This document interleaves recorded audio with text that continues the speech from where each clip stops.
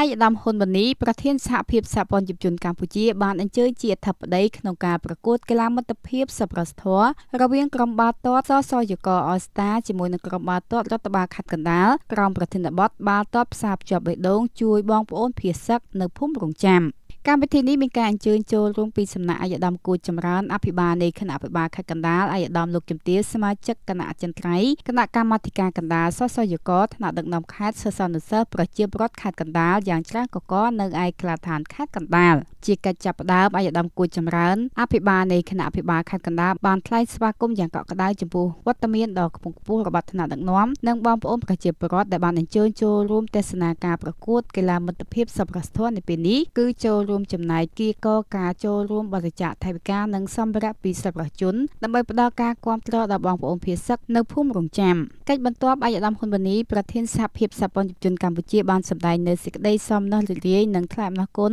ចំពោះរដ្ឋបាលខេត្តកណ្ដាលដែលបានសហការគាំទ្រនិងរៀបចំការប្រកួតបាល់ទាត់មិត្តភាពសប្បុរសធម៌នេះឡើងឯកឧត្តមបានគូលរំលឹកថាការរៀបចំការប្រកួតនេះមិនត្រឹមតែជាការជួបជុំនិងប្រកួតកីឡាដើម្បីបង្កើនចំណងមិត្តភាពប៉ុណ្ណោះទេប៉ុន្តែក៏ជាសកម្មភាពមនុស្សធម៌ដែលរួមចំណែកប្រមូលថវិកានាំយកក្តីស្រឡាញ់ការយកចិត្តទុកដាក់ជូនដល់បងប្អូនប្រជាពលរដ្ឋដែលបានភៀសសឹកព្រមទាំងចូលរួមគាំទ្រជាមួយនឹងរដ្ឋាភិបាលក្នុងការជួយសម្រាលការលំបាករបស់ប្រជាពលរដ្ឋលើសពីនេះទៅទៀតឯកឧត្តមក៏បានអំពាវនាវដល់បងប្អូនប្រជាពលរដ្ឋទាំងអស់បន្តរក្សាស្មារតីសាមគ្គីភាពជឿជាក់និងចូលរួមគាំទ្រយ៉ាងសកម្មជាមួយនឹងរាជរដ្ឋាភិបាលនិងវីរៈកងទ័ពជួរមុខតាមរយៈការចូលរួមចំណែកគាំទ្រនិងផ្ដល់កម្លាំងចិត្តដល់កងកម្លាំងប្រដាប់អាវុធដែលកំពុងបំពេញបេសកកម្មការពារជាតិនិងបូរណភាពទឹកដីកម្ពុជាដណ្ដើមបានមេដាយប្រាក់ចំនួន3គ្រឿងហើយលើវិញ្ញាសាប្រកួតជាក្រុម